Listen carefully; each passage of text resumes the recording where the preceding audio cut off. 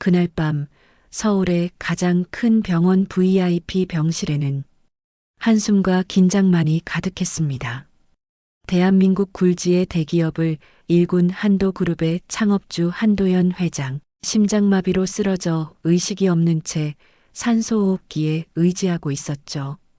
흰 침대 위에 누운 거대한 제국의 황제, 그리고 그 앞에 모여든 가족들. 하지만 가족이라 불리지만 그들의 눈빛에는 애틋함 대신 욕망이 먼저 스쳤습니다. 이제 아버지가 언제 눈을 감을지 모른다. 속으로 계산기를 두드리는 자식들의 차가운 표정. 장남은 이미 회장의 유언장을 손에 넣으려 했고, 차남은 경영권 확보를 위해 로펌 변호사들을 줄 세워두었습니다. 그리고 막내딸은 재산보다도 언론을 움직이는 힘을 먼저 차지하려고 기자들에게 메시지를 흘리고 있었죠. 모두가 한 회장의 마지막 순간을 지켜보며 동시에 누가 승자가 될 것인가만을 두고 머릿속 싸움을 벌이고 있었습니다. 그런데 그때였습니다. 병실 문이 조용히 열리더니 낯선 한 청년이 들어왔습니다. 낡은 코트에 세련됨이라고는 찾아볼 수 없는 초라한 차림새. 그가 문 앞에 서자 가족들은 동시에 눈살을 찌푸렸죠. 여긴 가족만 들어올 수 있는 곳이야. 누구지? 장남의 목소리가 날카롭게 울렸습니다. 하지만 청년은 주저하지 않았습니다. 그는 천천히 병상 곁으로 다가가더니 산소호흡기를 단 채 누워있는 한 회장의 손을 꼭 잡았습니다. 그리고 떨리는 목소리로 그러나 단호하게 말했죠. 아버지, 이제 저를 기억하시나요? 순간 병실은 얼어붙었습니다. 자식들은 서로의 얼굴을 바라보며 무슨 소리를 하는 거냐고 분노와 당혹을 동시에 터뜨렸습니다. 아버지, 내가 무슨 자격으로 그런 말을 해? 보안팀, 이 사람 당장 끌어내. 그러나 청년은 물러서지 않았습니다. 그는 손에 쥔 서류 봉투를 꺼내 가족들에게 내밀었습니다. 이 안에 제 모든 증거가 있습니다. 저는 이 집안의 피를 나눈 아들입니다. 그 한마디는 칼날처럼 병실 공기를 가르며 꽂혔습니다. 모두가 부정했지만 동시에 피할 수 없는 의문이 머릿속에 맴돌았죠. 만약 진짜라면? 그리고 바로 이 순간부터 재벌가의 막장 같은 상속 전쟁은 전혀 다른 국면으로 흘러가게 됩니다. 여러분, 이 이야기는 단순한 돈과 재산 싸움이 아닙니다. 숨겨진 가족의 진실, 권력의 민낯, 그리고 피로도 가려낼 수 없는 인간의 욕망을 보여주는 충격적인 이야기죠. 오늘 영상 끝까지 보셔야 하는 이유가 바로 여기에 있습니다. 예상하지 못한 반전과 진실이 마지막 순간에 드러나게 될 테니까요. 대한민국 경제의 절반을 움켜쥐고 있다는 말이 있을 정도로 거대한 제국을 일군 인물 한도연 회장. 그의 이름 석자는 곧 신뢰이자 권력이었고 동시에 두려움의 상징이었습니다. 그러나 아무리 강력한 권력자라도 세월 앞에서는 무너지는 법이죠. 심장마비로 쓰러진 그는 더 이상 회사를 지휘할 수 없는 상태가 되었습니다. 그 순간부터 가족들 사이에서 숨겨왔던 진짜 얼굴이 하나둘 드러나기 시작했죠. 첫째 아들 한재혁. 겉으로는 차분한 후계자의 이미지를 유지하고 있었지만 속내는 전혀 달랐습니다. 아버지께서 언제까지 버틸지 몰라. 하지만 이미 이 사회는 내 손에 있어. 재혁은 회장이 쓰러진 날 밤 비밀리에 이 사진들을 불러 모았습니다. 그는 담담한 척했지만 목소리에는 확신이 깃들어 있었죠. 여러분도 아시다시피 회장님께서 언제 깨어나실지 장담할 수 없습니다. 한도그룹이 흔들리지 않으려면 제가 곧바로 경영을 이어받아야 합니다. 이사회 멤버들은 서로 눈치를 보았습니다. 하지만 이미 상당수는 그의 뒤에 줄을 서 있었습니다. 재혁은 자신이야말로 합법적 후계자라 믿어 의심치 않았습니다. 둘째 아들 한준호는 달랐습니다. 어릴 적부터 장남보다 늘 한 발 늦고 비교당하며 살아왔죠. 그러나 이번만큼은 물러설 수 없었습니다. 형이 회사 다 가져간다고? 천만에. 이번에는 내가 뒤집을 거야. 그는 대형 로펌과 손을 잡고 회장의 유언장 존재 여부를 파헤쳤습니다. 만약 유언장이 없다면 법적으로도 재산은 자녀들에게 균등하게 분배됩니다. 그렇다면 그룹의 경영권도 형 독점이 아니라 자신에게도 기회가 있었습니다. 준호는 변호사에게 말했습니다. 유언장이 있든 없든 상관없어. 중요한 건 형의 약점을 찾아내는 거야. 그리고 그는 형의 비자금, 뒷거래, 불륜 스캔들까지 모조리 캐내기 시작했죠. 셋째이자 막내딸 한서연은 또 다른 방식으로 움직였습니다. 그녀는 오랜 세월 언론과 정재계 네트워크를 통해 영향력을 키워왔습니다. 돈은 오빠들이 가져가도 돼. 하지만 세상 사람들이 날 바라보게 만들 거야. 서연은 이미 주요 언론사 편집국장들과 비밀리에 접촉하고 있었습니다. 아버지가 위독하다라는 뉴스를 흘려 시장을 흔들었고 동시에 자신이 합리적인 후계자로 보이도록 인터뷰를 준비했죠. 그녀의 목표는 단순한 상속이 아니라 이미지 전쟁에서 승리하는 것이었습니다.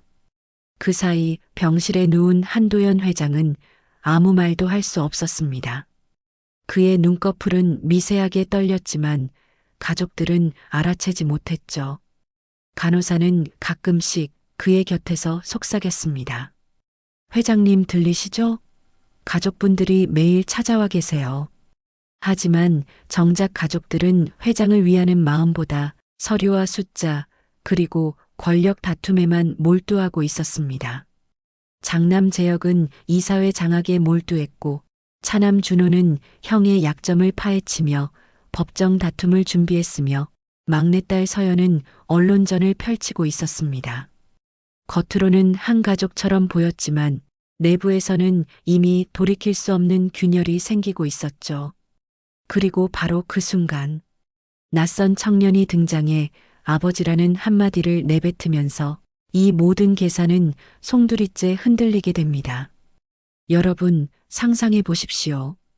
이미 상속을 두고 칼날 같은 싸움이 벌어지고 있는 와중에 숨겨진 아들이라는 변수가 나타난다면 이 싸움은 단순한 가족 싸움이 아니라 대한민국 전체를 뒤흔드는 전쟁으로 번질 수밖에 없습니다. 병실에 들어온 순간 모든 시선은 낯선 청년에게 쏠렸습니다. 누구도 그의 존재를 이해하지 못했습니다. 그러나 그 눈빛만큼은 흔들리지 않았죠. 저는 아버지의 피를 나눈 아들입니다. 그는 이름을 강민호라고 밝혔습니다. 재벌가의 화려한 성도, 금빛 명패도 없는 평범한 이름. 하지만 그가 내민 서류 속에는 누구도 예상 못한 진실이 담겨 있었습니다. 민호는 화려한 빌딩 숲과는 거리가 먼 변두리에서 자라났습니다. 어머니는 작은 식당을 운영하며 홀로 아들을 키웠습니다. 그는 늘 궁금했죠. 엄마, 아버지는 어디 계셔? 그러나 어머니는 대답 대신 침묵으로 일관했습니다. 때로는 술에 취해 눈물을 흘리며 중얼거리곤 했습니다. 너는 세상에서 가장 큰 죄를 가진 아이야. 하지만 잘못은 내가 아니야. 민호는 아버지의 존재를 모른 채 성장했지만 마음 한구석에는 늘 허전함이 자리 잡고 있었습니다. 민호가 대학에 진학하던 해 어머니는 중병에 걸렸습니다. 병상에 누운 어머니는 마지막 순간 낡은 봉투 하나를 꺼내 아들에게 건넸습니다. 민호야, 이제는 내가 알아야 할 때가 온 것 같다. 봉투 안에는 오래된 사진 몇 장, 그리고 한 장의 편지가 들어 있었습니다. 사진 속에는 젊은 시절의 어머니와 낯익은 남자의 모습이 함께 있었습니다. 바로 한도그룹의 회장 한도연이었습니다. 편지에는 이렇게 적혀 있었습니다. 민호는 내 아들이다. 언젠가 세상이 알게 되겠지. 하지만 지금은 미안하다. 민호는 충격에 휩싸였습니다. 자신이 평생 그리워했던 아버지가 바로 그 거대한 제국의 주인이었다는 사실. 어머니는 얼마 지나지 않아 세상을 떠났습니다. 남겨진 건 사진과 편지, 그리고 한없이 깊은 외로움뿐이었습니다. 민호는 장례를 치른 뒤 홀로 병원 앞 벤치에 앉아 속삭였습니다. 아버지, 당신을 만나야겠습니다. 더 이상 도망치지 않겠습니다. 그때부터 민호는 아버지의 흔적을 쫓기 시작했습니다. 재벌가의 기록을 파헤치고 관계자들의 이야기를 들으며 점점 자신의 출생 비밀을 맞춰나갔죠. 그리고 결국 병실에 나타난 것입니다. 장남 재혁은 분노로 치를 떨며 소리쳤습니다. 말도 안 되는 소리 하지 마. 우리 아버지를 이용하려는 사기꾼일 뿐이야. 차남 준호는 의심 가득한 눈빛으로 물었습니다. 증거가 있다고 했지? 어디 한번 보여줘봐. 막내딸 서연은 차갑게 웃으며 말했습니다. 아버지를 핑계 삼아 재산을 노리려는 거라면 당장 꺼져. 세상은 그렇게 만만하지 않아. 민호는 잠시 침묵하다가 봉투 속의 사진과 편지를 꺼내 보여주었습니다. 이건 어머니의 유품입니다. 그리고 그는 또 다른 증거를 꺼냈습니다. 바로 최근에 진행한 DNA 검사 결과지. 서류에는 분명히 부자관계 99.9% 일치라는 문구가 적혀 있었습니다. 순간 병실 공기가 무겁게 가라앉았습니다. 장남은 여전히 고개를 저으며 외쳤습니다. 이거 조작된 자료야. 믿을 수 없어. 하지만 차남 준호의 눈빛은 달라졌습니다. 그는 속으로 생각했습니다. 만약 저 청년이 진짜라면 이건 형을 무너뜨릴 기회가 될지도 몰라. 막내딸 서연은 냉소적으로 웃으며 휴대폰을 꺼냈습니다. 이거 언론에 흘리면 난 더 큰 주목을 받을 거야. 각자 다른 계산기를 두드리며 그러나 모두가 민호의 존재를 무시할 수 없게 되었습니다. 민호는 흔들림 없는 목소리로 말했습니다. 저는 이 집안의 재산을 원하지 않습니다. 다만 제게도 아버지가 있다는 사실을 인정받고 싶습니다. 하지만 그의 말은 곧장 불신과 조롱에 묻혀버렸습니다. 누구도 그의 진심을 믿으려 하지 않았죠. 그러나 민호는 알고 있었습니다. 이 싸움은 단순히 가족의 인정 문제가 아니라 대한민국 전체를 뒤흔들 거대한 권력 싸움의 시작이라는 것을. 숨겨진 아들의 등장은 단순한 가족사를 넘어 회장의 막대한 재산과 그룹의 향방을 뒤흔드는 폭탄이 되어버렸습니다. 그리고 이 폭탄은 아직 터지지도 않았습니다. 더 무서운 건 이제부터 시작된다는 사실이었죠. 숨겨진 아들 민호의 등장은 이미 균열이 있던 한도 가문을 완전히 폭발 직전까지 몰아갔습니다. 언론은 재벌가의 숨겨진 자식 등장이라는 자극적인 헤드라인을 쏟아냈고 한도 그룹의 주가는 단 하루 만에 15% 가까이 폭락했습니다. 병실 앞 복도에는 기자들이 진을 치고 있었고 경호원들은 그들을 밀쳐내며 필사적으로 가족들의 체면을 지키려 애썼습니다. 하지만 안에서는 더 추악한 권력 싸움이 시작되고 있었습니다. 장남 재혁은 얼굴이 붉게 달아올라 있었습니다.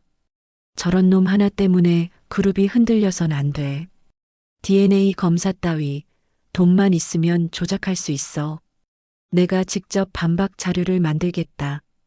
그는 곧장 비밀리에 홍보팀을 불러 모았습니다.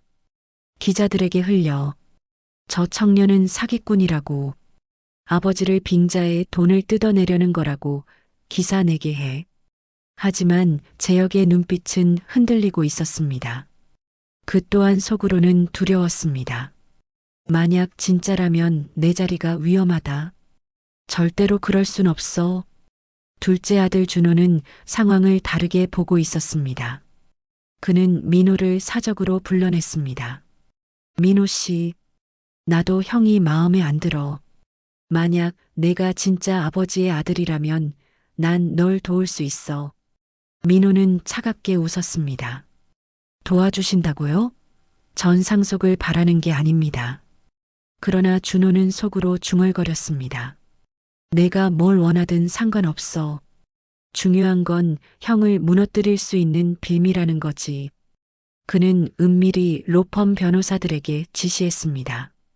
저 청년을 증인으로 세워 형이 독점하려는 경영권이 정당하지 않다고 주장하라. 서연은 전혀 다른 방식으로 움직였습니다. 그녀는 곧장 언론사에 전화를 걸었습니다. 단독 기사 드릴게요. 조건은 하나, 제 인터뷰를 메인으로 올리세요. 다음 날 아침 주요 신문 일면에는 이렇게 적혀 있었습니다. 재벌가에 숨겨진 아들 논란 막내딸, 진실은 밝혀져야 한다. 언론은 서연을 정의로운 딸로 묘사했고 그녀의 이미지는 단숨에 대중의 호감을 얻기 시작했습니다. 그러나 그녀의 속내는 달랐습니다.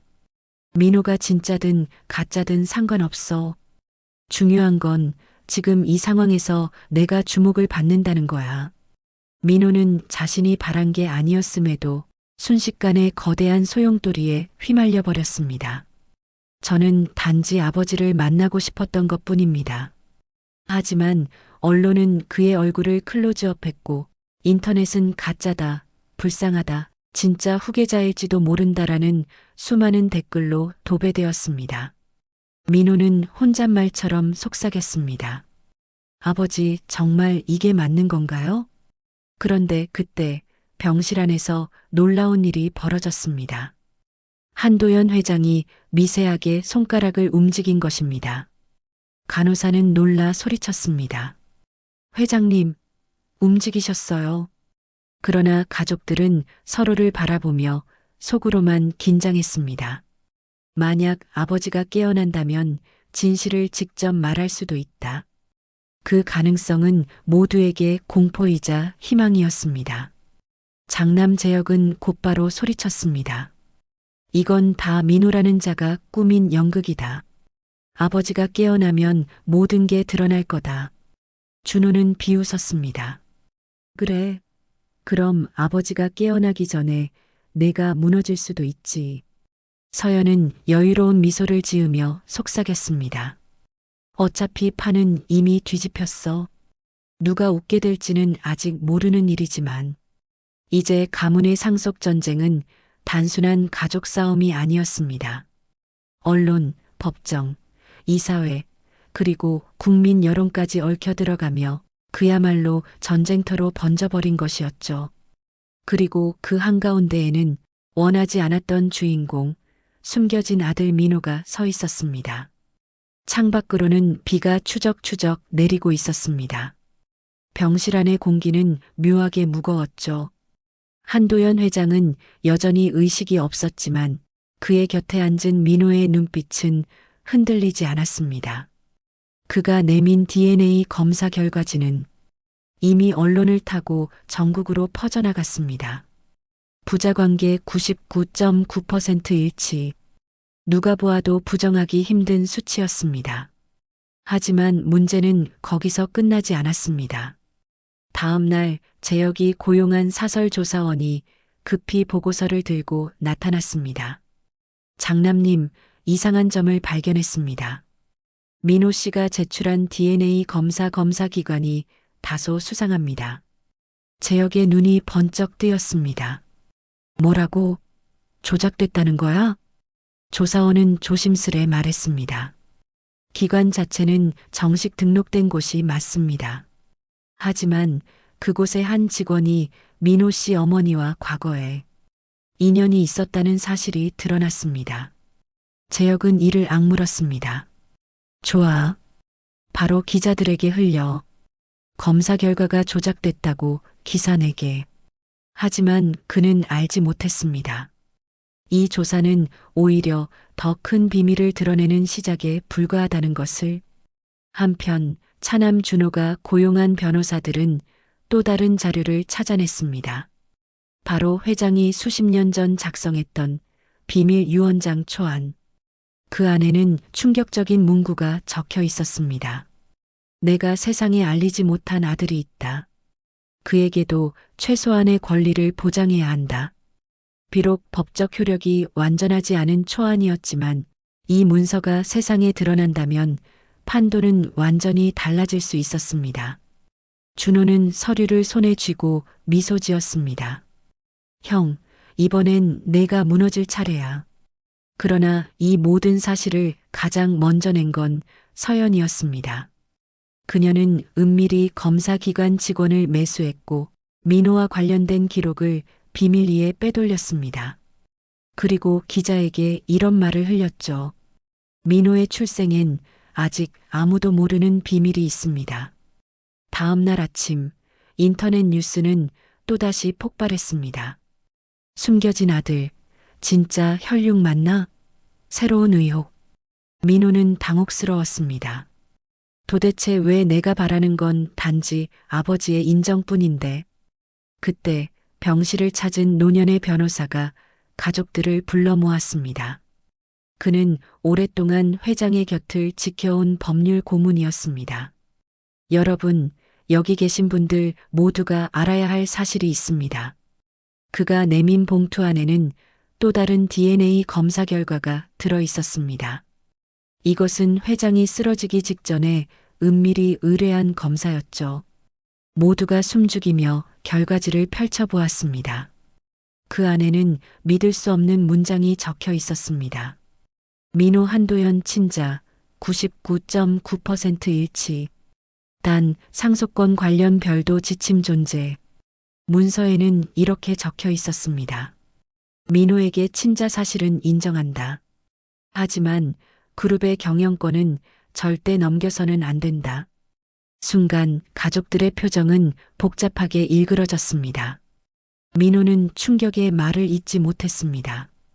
저를 아들로는 인정하지만 후계자로는 인정하지 않는다. 장남 재혁은 미소를 지었습니다. 맞지? 아버지께서도 널 인정은 했어도 결국 후계자는 나야. 그러나 준호는 분노했습니다. 형, 그건 내 멋대로 해석하는 거야. 아버지가 왜 저렇게 적으셨는지 아직 모르는 거잖아. 서연은 차갑게 웃었습니다. 결국 퍼즐은 아직 완성되지 않았다는 거네. 진짜 비밀은 아마 아직 더 남아있을 거야. 민호는 드디어 아버지의 피를 이어받은 아들임이 밝혀졌습니다.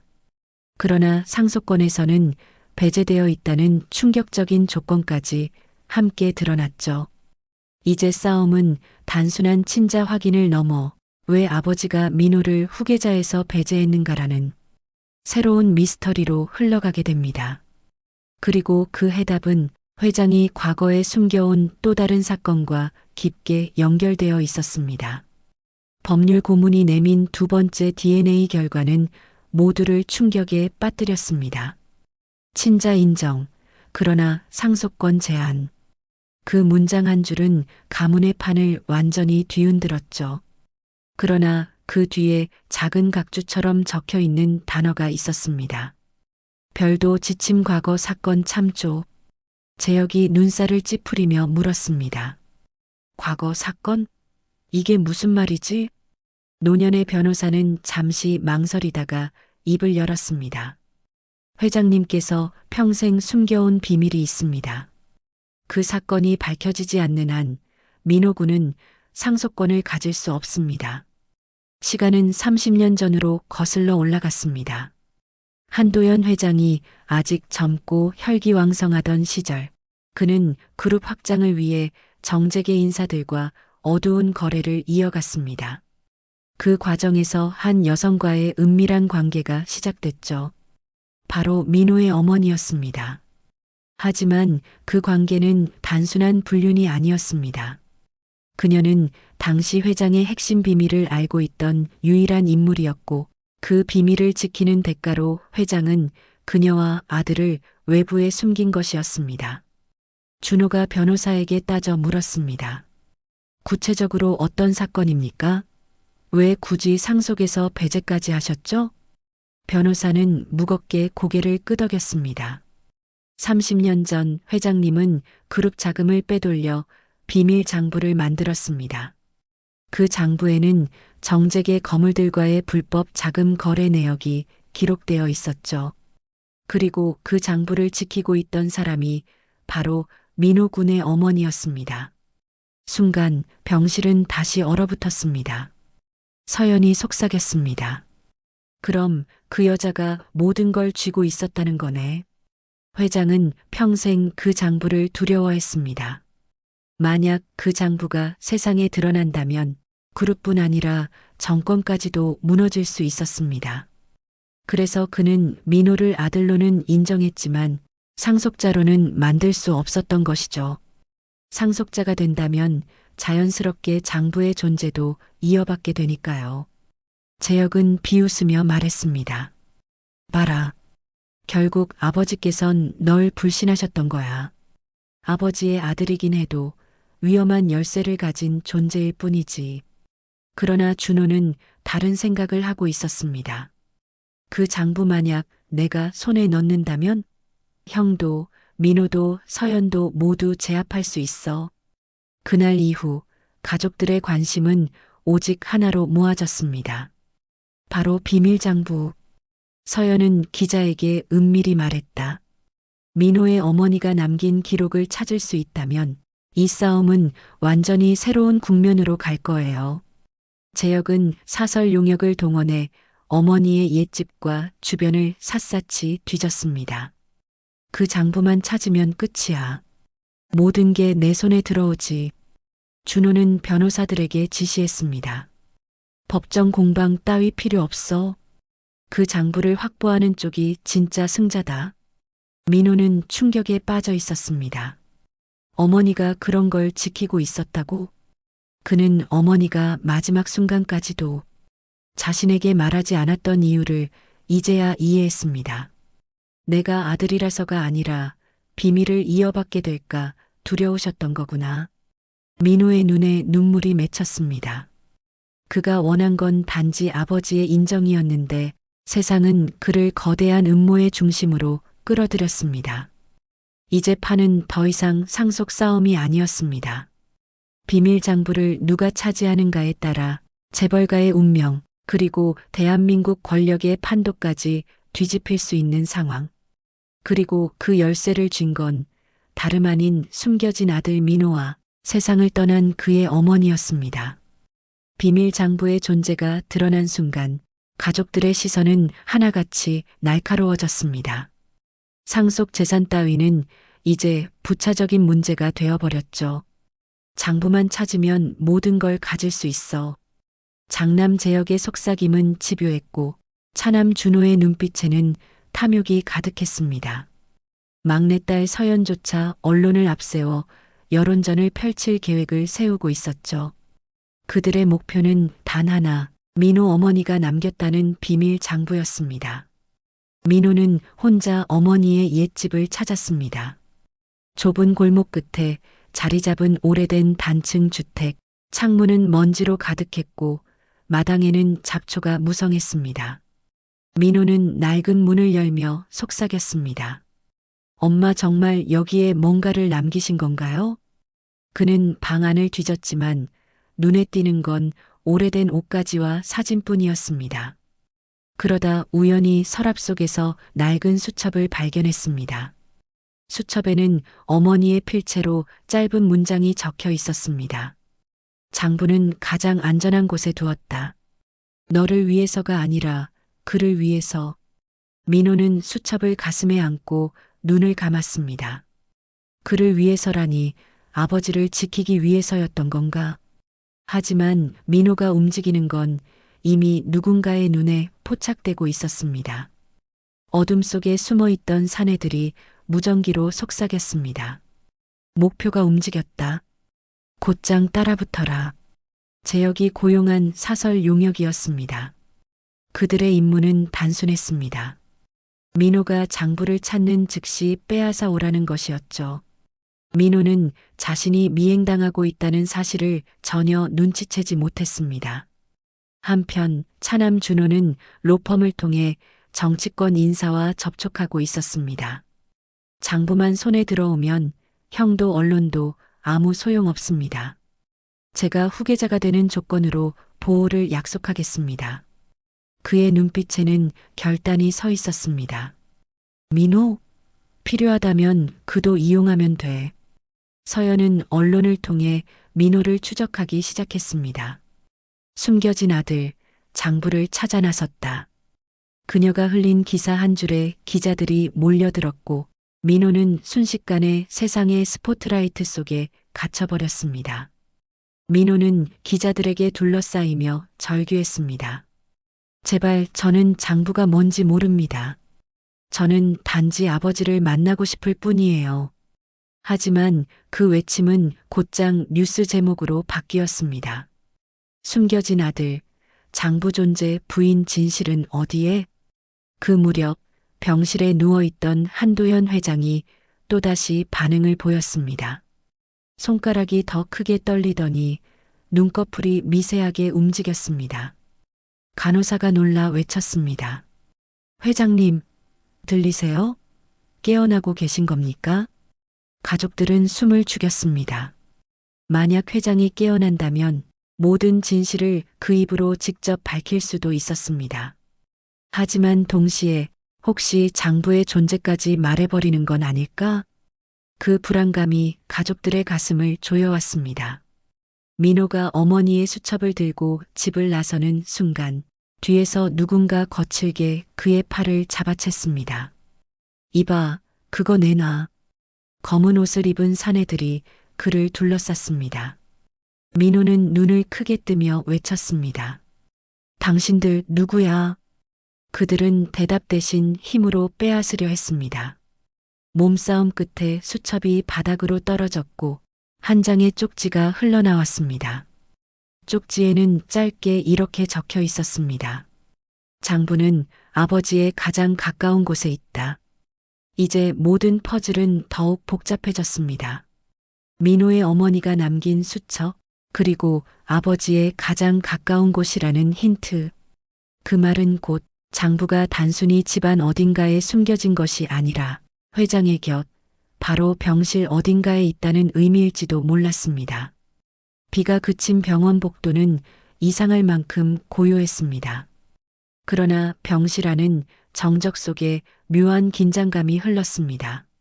한도연 회장은 여전히 의식이 없는 듯 누워 있었지만 그의 곁에는 가족들과 숨겨진 아들 민호가 모여 있었습니다.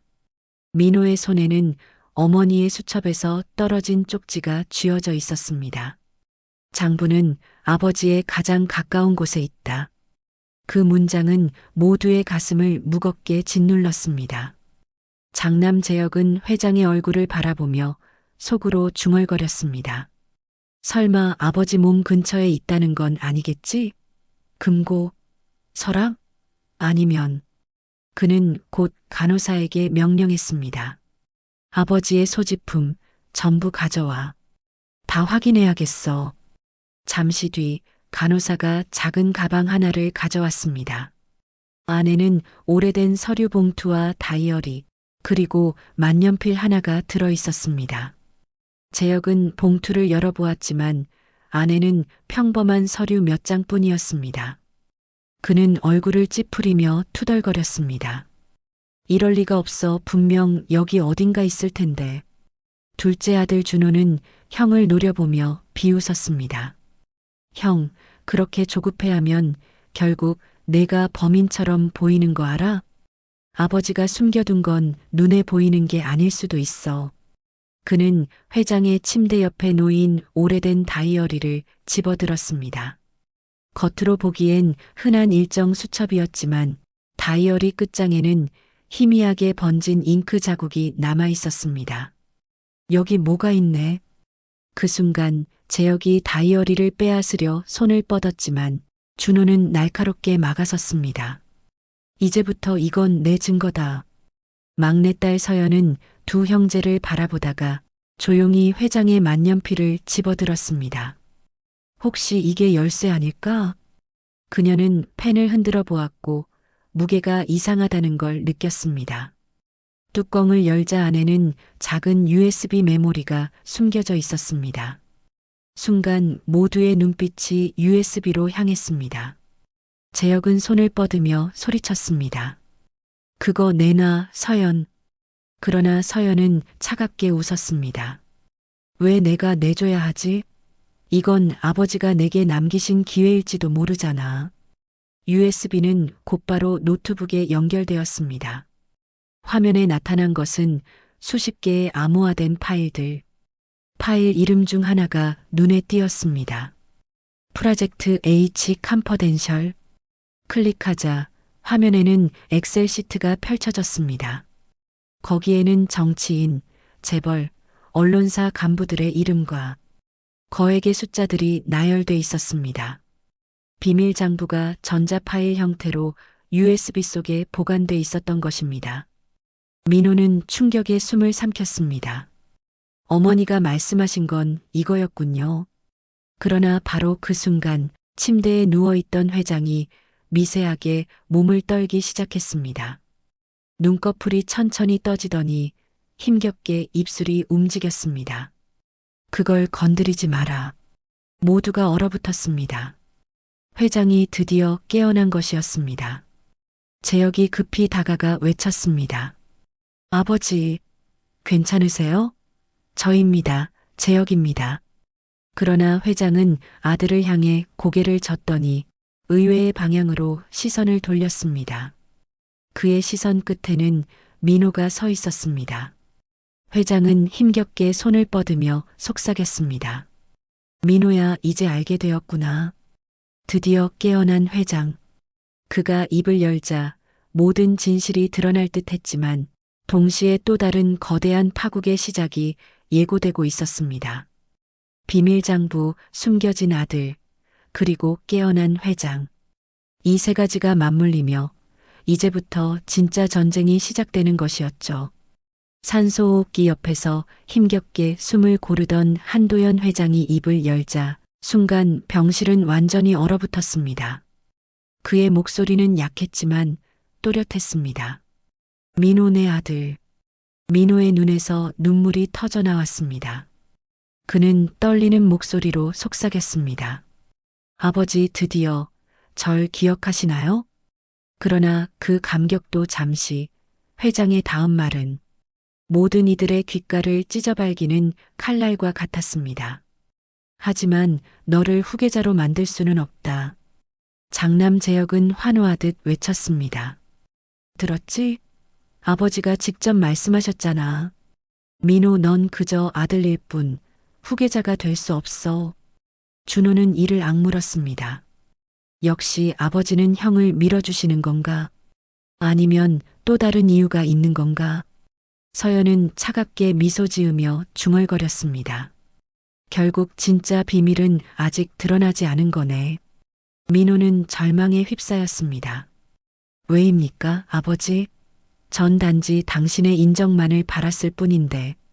회장은 침묵을 잠시 이어가더니 눈을 감은 채 낮게 속삭였습니다. 30년 전 나는 한 번의 잘못된 선택을 했다.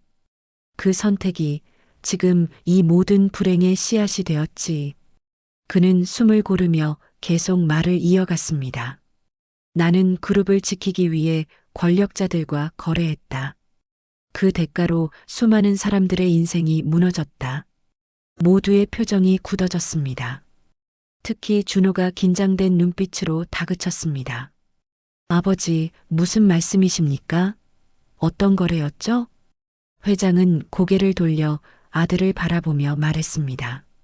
민호의 어머니 그녀는 그 비밀을 알고 있었다. 그리고 나는 그녀를 지켜주지 못했다. 민호는 충격에 눈을 크게 떴습니다. 엄마를 지켜주지 못했다고요? 회장의 목소리가 떨렸습니다. 그녀는 단순한 불륜 상대가 아니었다. 나는 진심으로 사랑했었다. 그러나 그 사랑은 세상에 알려질 수 없는 금지된 것이었지. 서연이 차갑게 웃었습니다. 결국 또 다른 여자 얘기군요. 우리 어머니 말고. 회장은 고개를 숙였습니다. 나는 두 집안 사이에서 균형을 잡으려 했지만 결국 누구도 지키지 못했다. 회장의 시선은 곧 USB가 꽂힌 노트북 화면으로 향했습니다. 저 장부 그건 단순한 돈의 기록이 아니다. 수많은 사람들의 죄와 거짓이 얽혀 있다. 만약 세상에 공개된다면 한도 그룹뿐만 아니라 이 나라 전체가 흔들릴 것이다. 재혁이 목소리를 높였습니다. 그럼 당연히 없애야죠, 아버지. 그런 건 존재해서는 안 됩니다. 하지만 회장은 고개를 저었습니다. 아니다, 언젠가는 밝혀져야 한다. 다만 그 무게를 짊어질 사람은 준비된 자여야 한다. 민호는 그 말을 곱씹으며 속으로 다짐했습니다. 준비된 자, 아버지, 그게 제가 될 수는 없는 건가요? 회장은 마지막 힘을 다해 다시 입을 열었습니다. 이 자리에서 말하겠다. 민호는 내 아들이 맞다. 그리고 재혁, 너의 손에 피가 묻어 있다. 순간 모두가 충격에 빠졌습니다. 재혁은 얼굴이 하얗게 질리며 외쳤습니다. 무슨 말씀이십니까, 아버지? 저는 그런 적이 없습니다. 그러나 회장은 떨리는 손가락으로 장남을 가리키며 속삭였습니다. 내가 벌인 일 나는 다 알고 있다.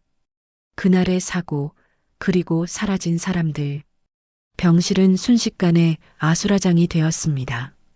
드디어 깨어난 회장이 직접 밝힌 진실.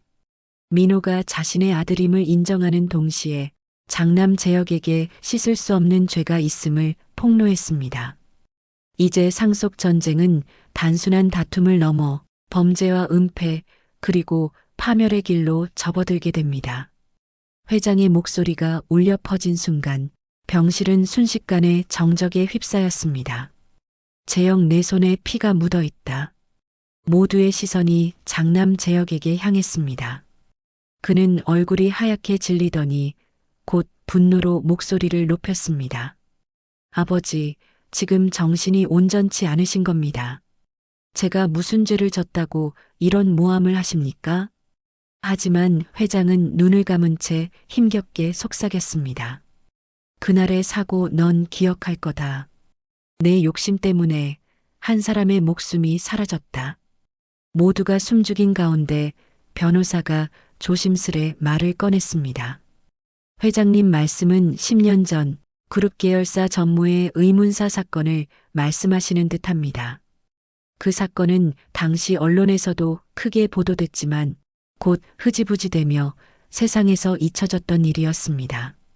그날 밤 그룹의 핵심 인물이 교통사고로 숨졌습니다. 공식적으로는 음주운전으로 처리되었지만 내부에서는 누군가가 조작했다는 소문이 떠돌았죠. 회장의 시선은 재혁을 향했습니다. 내가 직접 지시한 일 나도 알고 있었다. 차남 준호가 자리에서 벌떡 일어났습니다. 역시 그랬군. 형이 그때부터 아버지 자리를 노리고 모든 걸 꾸몄던 거야. 막내딸 서연은 비웃음을 터뜨렸습니다. 오빠, 정의로운 척하더니 결국 범죄자였네. 만약 이게 사실이라면 넌 후계자가 아니라 범인일 뿐이야. 재혁은 두 사람을 노려보며 이를 갈았습니다. 닥쳐. 너희가 뭘 안다고. 민호는 믿을 수 없다는 듯 재혁을 바라봤습니다. 형이라고 불러야 할 사람의 입에서 이런 이야기를 듣게 될 줄은 몰랐습니다. 그의 목소리는 떨렸지만 단호했습니다. 아버지의 말씀을 부정할 수 없다면 진실은 반드시 밝혀져야 합니다. 재혁은 민호를 향해 분노를 터뜨렸습니다. 내가 뭔데 나를 심판해. 넌 우리 집안에 어울리지 않는 불청객일 뿐이야. 회장의 폭로 이후 변호사가 USB 속 파일 중 또 다른 문서를 열었습니다. 거기에는 사고 당시의 비밀 조사 보고서가 남겨져 있었습니다. 차량 브레이크 파손 흔적 발견, 운전자 단독 음주 사고 아님, 내부 지시 정황 있음, 그리고 마지막 줄에는 이렇게 적혀 있었습니다. 지시자 한재혁. 순간 재혁은 무릎이 풀리며 바닥에 털썩 주저앉았습니다. 이럴 리가 없어. 이건 조작이야. 누군가 날 함정에 빠뜨린 거라고. 준호는 비웃으며 손을 흔들었습니다. 형, 이제 끝이야. 이 증거가 세상에 공개되는 순간 넌 후계자가 아니라 피의자야. 서연은 휴대폰을 들며 기자에게 메시지를 보냈습니다. 속보 준비해요. 재벌가 장남 10년 전 살인 의혹. 재혁은 울부짖듯 외쳤습니다. 안 돼. 나는 이 그룹을 위해서, 아버지를 위해서. 그러나 회장은 고개를 저었습니다. 아니다. 넌 오직 너 자신을 위해 살았다. 며칠 후 검찰은 긴급 수사에 착수했습니다. 재혁은 결국 그룹 본사에서 체포되었습니다.